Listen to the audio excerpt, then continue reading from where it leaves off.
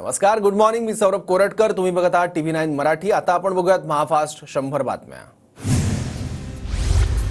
शिंदेंच्या शिवसेनेच्या उमेदवारांची पहिली यादी जाहीर. शिंदेंना कोपरी पाचपाखाडी, शंभूराज देसाईंना पाटणमधून उमेदवारी, गुलाबराव पाटलांना जळगाव ग्रामीणमधून उमेदवारी जाहीर. संभाजीनगर पश्चिममधून संजय शिरसाटांना उमेदवारी, तर दादा भुसे मालेगाव बाह्य, उदय सामंतांना रत्नागिरीमधून उमेदवारी. शिंदे गटाच्या पहिल्या यादीत 6 नवीन चेहऱ्यांना संधी. चोपडा येथून चंद्रकांत बळवंत सोनावणे यांना उमेदवारी, एरंडोलमधून अमोल चिमणराव पाटील, पैठणमधून संदीपान भुमरे यांचे पुत्र विलास भुमरे, तर राजापूरमधून किरण सामंतांना उमेदवारी. मनसेकडून 45 उमेदवारांच्या नावांची यादी जाहीर. माहीममधून अमित ठाकरेंना, तर कल्याण ग्रामीणमधून राजू पाटलांना पुन्हा संधी. माहीममध्ये सदा सरवणकर विरुद्ध अमित ठाकरेंमध्ये लढत होणार. मनसेकडून अमित ठाकरे, शिंदेंच्या शिवसेनेकडून सदा सरवणकर मैदानात. वरळीतून संदीप देशपांडेंना मनसेची उमेदवारी. आदित्य ठाकरेंविरोधात देशपांडेंचा सामना होणार, तर बेलापूरमधून गजानन काळे निवडणुकीच्या रिंगणात. ठाण्यातून मनसेकडून अविनाश जाधव यांना उमेदवारी. खडकवासल्यातून रमेश वांजळेंच्या मुलाला तिकीट, तर हडपसरमधून साईनाथ बाबर यांना उमेदवारी जाहीर. शिंदे गटाकडून अंधेरी पूर्वच्या जागेवर उमेदवारी जाहीर नाही. अंधेरी पूर्वसाठी भाजपचे मुर्जी पटेल इच्छुक. राजापूरमधून शिंदेंच्या शिवसेनेकडून किरण सावंतांना उमेदवारी. राजापूरमध्ये किरण सावंत, राजन साळवींमध्ये संभाव्य लढत. किरण सावंत मंत्री उदय सामंत यांचे मोठे बंधू. महाविकास आघाडीतील जागावाटपाचा वाद सुटला. आज दुपारी पत्रकार परिषदेत मवियाच्या जागांची घोषणा होणार. महाविकास आघाडीत सर्व काही आलबेल, राऊतांची प्रतिक्रिया.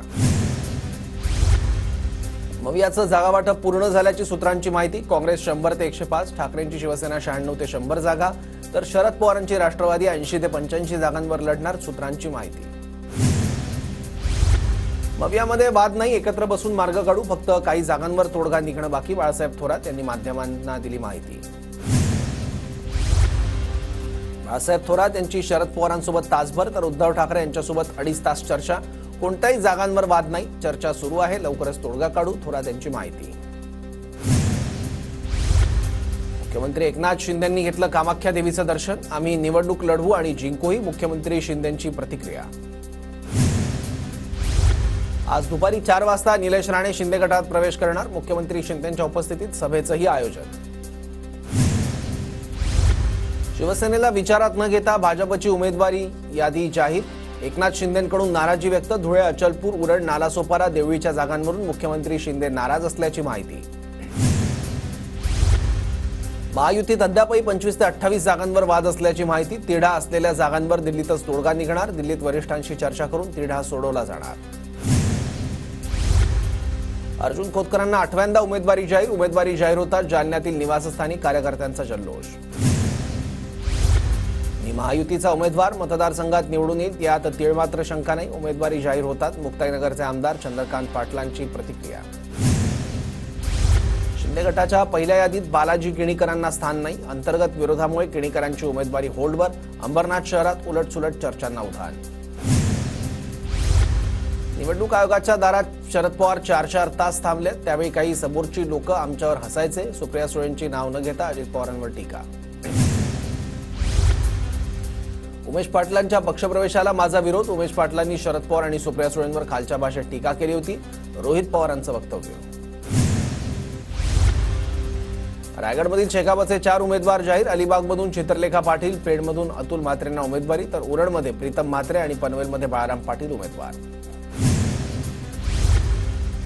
कोथरूड विधानसभेसाठी मनसेकडून किशोर शिंदेंना उमेदवारी. सलग 4थ्यांदा निवडणुकीच्या आखाड्यात. फडणवीस आणि बावनकुळे एकाच दिवशी अर्ज दाखल करणार. दोन्ही नेते 28 तारखेला उमेदवारी अर्ज भरणार. 24 तारखेला मनोज जरांगे निवडणुकीसाठी इच्छुकांच्या मुलाखती घेणार. जिल्हानिहाय बैठका घेऊन इच्छुकांच्या मुलाखती होणार.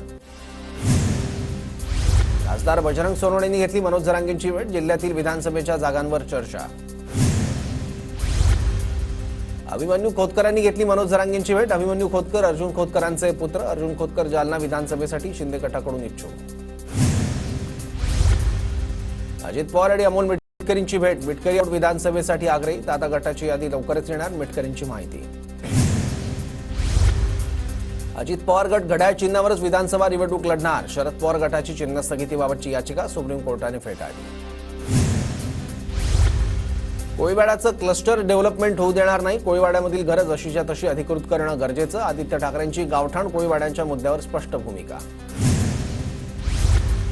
नवी मुंबईत भाजपमध्ये बंडखोरी. संदीप नाईकांच्या हाती तुतारी. भाजपने बेलापूरमधून मंदा म्हात्रेंना उमेदवारी दिल्यानं संदीप नाईक नाराज. देवाच्या दरबारात सुद्धा ज्यांनी गणेशजींची साथ सोडली त्यांचे हाल झाले. आताही गणेशजींची साथ सोडली त्यांचे पुत्र असले तरी त्यांचे हाल होतील. सुधीर मुनगंटीवारांचा संदीप नाईकांना सूचक इशारा. ठाण्यात महायुतीमध्ये बंडाची शक्यता. भाजपने संजय केळकरांना तिकीट जाहीर झाल्यानंतर शिंदे गटाच्या मीनाक्षी शिंदेंचा विरोध. मीनाक्षी शिंदेंनी उमेदवारी अर्जही घेतला. निवडणूक लढवण्यावर ठाम. नाशिक पश्चिम मतदारसंघात भाजपच्या अडचणीत वाढ. भाजप नेते दिनकर पाटीलही बंडाच्या तयारीत. माझ्यावर पक्षात अन्याय झालाय, मी निवडणूक लढवणारच, दिनकर पाटलांचं वक्तव्य. माजी मंत्री आणि भाजप नेते राजकुमार बडोले यांचा अजित पवारांच्या उपस्थितीत राष्ट्रवादीत प्रवेश. गोंदियाच्या अर्जुनी मोरगावमधून राजकुमार बडोले इच्छुक. पिंपरीचे विद्यमान आमदार अण्णा बनसोडेंना तिकीट जाहीर होतात. मोठी नाराजी. बनसोडेंना तिकीट दिलं तर प्रचार करणार नाही. महायुतीमधील 18 माजी नगरसेवकांचा ठराव. भाजपला कुर्ला विधानसभेत मोठा धक्का. भाजपचे कुर्ला विधानसभेचे महामंत्री स्वप्नील येरुनकरांचा पत्नी राणी येरुनकर यांच्यासह ठाकरे गटात प्रवेश. आर्डी विधानसभा मतदारसंघात भाजप भाकरी फिरवण्याच्या तयारीत. मात्र हा मतदारसंघ शिंदे गटाला देण्याची प्रमुख नेत्यांची मागणी. अजित पवार गटाकडून समीर भुजबळ यांच्या राजीनाम्याची मागणी. मुंबई अध्यक्षपद आणि पक्ष सदस्यत्वाचा राजीनामा मागितला गेल्याची माहिती. समीर भुजबळ पवार गटाच्या वाटेवर असल्याची चर्चा. रविकांत तुपकरांकडून क्रांतिकारी शेतकरी संघटनेची स्थापना. संघटना राजकीय नसून सर्वसामान्य लोकांसाठी लढणार. ज्यांनी माझी हकालपट्टी केली त्यांची जनतेने हकालपट्टी केली. तुपकरांची राजू शेट्टींवर टीका. सोलापूरमधील 4ही जागेबाबत अद्याप कुठलाच निर्णय नाही. शिंदे गटाचे सोलापूर जिल्हाध्यक्ष महेश चिवटेंची माहिती. सोलापूरमधील जागांविषयी मुख्यमंत्र्यांसोबत चर्चा होणार. ठाकरे गटाचे माजी आमदार सुजित मिंडसेकर निवडणूक लढवण्यावर ठाम. हातकणंगले मतदारसंघातून लढणार. सूत्रांची माहिती. बिग बॉस फेम अभिजित बिचुकलेंनी साताऱ्यातील जावळी विधानसभेसाठी अर्ज दाखल केला. शिवेंद्रराजे भोसलेंच्या विरोधात चौथ्यांदा बिचुकले लढणार. अहेरी विधानसभा मतदारसंघात पहिला अपक्ष उमेदवारी अर्ज दाखल. माजी आमदार दीपक आत्राम यांनी उमेदवारी अर्ज दाखल केला. विधानसभा निवडणुकीच्या पार्श्वभूमीवर धुळ्यात पोलीस प्रशासनातर्फे नाकाबंदी. तपासात एका वाहनात शस्त्रसाठा आढळला. 3 जण ताब्यात. कर्जत खालापूरमधील अजित पवार गटाच्या 200 पदाधिकाऱ्यांचा राजीनामा. पदाधिकाऱ्यांचा सुधाकर घारेंना पाठिंबा. सुधाकर घारे कर्जतमधून अपक्ष निवडणूक लढवणार. कोरेगाव मतदारसंघात शशिकांत शिंदेंनी ठाकरे गटाकडून लढावं. ठाकरे गटातील पदाधिकाऱ्यांची मेळाव्यात मागणी. मुरबाडमध्ये राष्ट्रवादी शरद पवार गटाला मोठा धक्का. शहराध्यक्ष शैलेश वडनेर यांचा राजीनामा. बाहेरून ऐनवेळी आलेल्यांना पक्ष तिकीट देत असल्यानं नाराजी. विजय नाहटांचा शिंदे गटात घरवापसी करण्याचा निर्णय. नवी मुंबईचे संपर्कप्रमुख किशोर पाटकरांनी नाहटांची भेट घेतली. काही दिवसांपूर्वी विजय नाहटांनी शिंदे गटाला रामराम ठोकला होता. भाजपच्या विजय वरपुडकरांनी परभणी विधानसभेसाठी उमेदवारी अर्ज भरला. मात्र परभणी विधानसभा शिंदे गट की भाजपला सुटेल अद्याप निश्चित नाही. बेळगावात मंत्री गुलाबराव पाटलांच्या प्रचारार्थ महायुतीचा पहिला मेळावा संपन्न. गुलाबराव पाटील मोठ्या मताधिक्यानं निवडून येणार. कार्यकर्त्यांचा निर्धार. बेळगावात महायुतीचा मेळावा. मेळाव्यात अजित पवार गट, भाजप आणि शिंदे गटाच्या नेत्यांनी पदाधिकाऱ्यांनी एकमेकांना कोपर खेळायला लावल्या. धुळे जिल्ह्यात पहिल्या दिवशी 83 व्यक्तींनी घेतलं 158 नामनिर्देशन पत्र. मात्र पहिल्या दिवशी एकही नामनिर्देशन पत्र दाखल नाही. नवापूरचे आमदार शिरीष नाईक यांनी पुन्हा निवडणूक लढण्याची इच्छा व्यक्त केली. काँग्रेसकडे उमेदवारी मिळण्याची इच्छा व्यक्त केली. नवापूर मतदारसंघात गेल्या 5 वर्षात कुठलाही विकास झालेला नाही. महायुती सरकार निवडून येणार. भरत गावित यांचं वक्तव्य. भारतीय आदिवासी पार्टीकडून नवापूर विधानसभेसाठी अरविंद वळवींना उमेदवारी जाहीर. आदिवासी उमेदवार दिल्यामुळे आमदार शिरीष नाईकांची डोकेदुखी वाढणार. बीडच्या गेवराई विधानसभा मतदारसंघातून प्रियंका खेडकर यांच्याकडून प्रचाराला सुरुवात. महापुरुषांचं पूजन करून वंचितने प्रचाराला सुरुवात केली. लातूरच्या उदगीर मतदारसंघातून वंचितकडून शिवाजी देवनाळे यांना उमेदवारी जाहीर. देवनाळे यांना उमेदवारी जाहीर झाल्यानंतर कार्यकर्त्यांनी फटाके फोडत केला जल्लोष. विधानसभा निवडणुकांच्या पार्श्वभूमीवर धुळे जिल्हा पोलीस अलर्ट मोडवर. पोलिसांकडून ऑपरेशन ऑल आउट मोहीम. सीमावर्ती भागात करडी नजर. अंबरनाथमध्ये लोकलमधून पडून महिलेचा मृत्यू. अंबरनाथ बदलापूर रेल्वे स्थानकादरम्यान घटना. गर्दीमुळे महिला पडल्याची प्राथमिक माहिती. अंबरनाथमध्ये इस्टेट एजंटची निर्घृण हत्या. शिवमंदिर रोडवर भर रस्त्यात धारदार हत्याराने वार. प्रॉपर्टीच्या वादातून हत्या झाल्याची शक्यता. जळगावच्या पारोळा तालुक्यात ओला दुष्काळ जाहीर करण्याची महाराष्ट्र शेतकरी संघटनेची मागणी. कृषी अधिकारी आणि तहसीलदारांना निवेदन. राज्यात 3 दिवस पावसाचा जोर वाढणार. 26 ते 29 ऑक्टोबर दरम्यान पुणे, सातारा, सांगली, कोल्हापूरसह महाराष्ट्राच्या काही भागात पावसाचा अंदाज. सांगलीच्या तासगाव तालुक्यातील झेंडू उत्पादक शेतकरी अडचणीत. मुंबईसह अन्य बाजारांमध्ये झेंडूला भाव मिळत नसल्यामुळे उत्पादकांवर फुलं फेकून देण्याची वेळ. सोलापूरच्या करमाळा तालुक्यातील सीना नदीवरील तरडगाव बंधारा फुटण्याचा धोका. बंधाऱ्याचे दरवाजे उघडण्याची शेतकऱ्यांची मागणी. जालना जिल्ह्यातील 5 ते 6 दिवसांपासून परतीच्या पावसाचं थैमान. पावसामुळे कापूस, मका आणि सोयाबीनसह इतर पिकांचं नुकसान. सततच्या पावसामुळे नांदेड जिल्ह्यातील सोयाबीन पिकाला मोठा फटका. शेतकऱ्यांवरील आर्थिक संकट वाढलं. परळीत आवक वाढल्यानं सोयाबीनच्या दरात मोठी घसरण. सोयाबीनचे भाव वाढल्यानं दरात घसरण. शेतकरी हवालदिल. नाशिकच्या येवला तालुक्याला मुसळधार पावसाचा फटका. नगरसूल परिसरातील कांदा पिकांचं मोठं नुकसान. शेतकऱ्यावर आर्थिक संकट.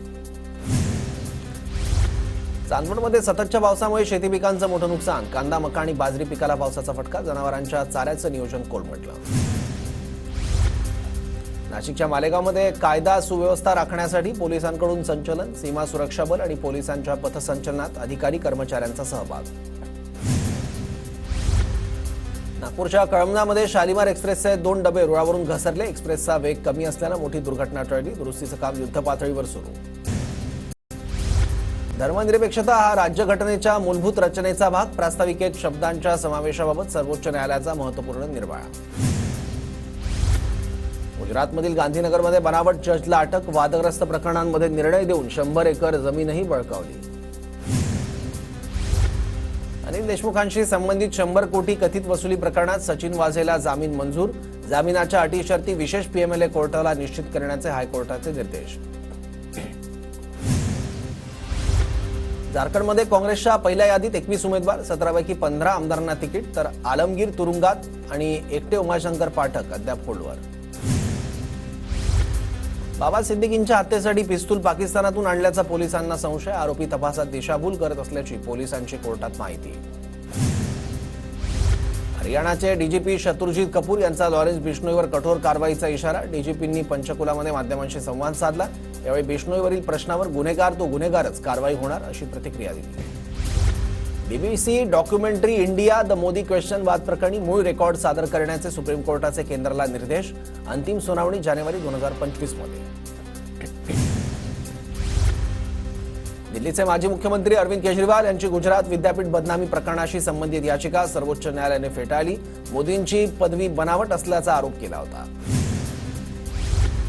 नव्या शैक्षणिक धोरणानुसार देशात हिंदी लादण्याचा प्रयत्न केला जातोय. तामिळनाडूचे उपमुख्यमंत्री स्टॅलिन यांचे केंद्र सरकारवर ताशेरे.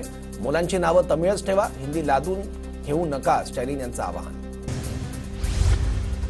1 किलो चांदीसाठी जीएसटीसह 1,940,000 रुपये मोजावे लागणार. सोन्याच्या भावातही वाढ.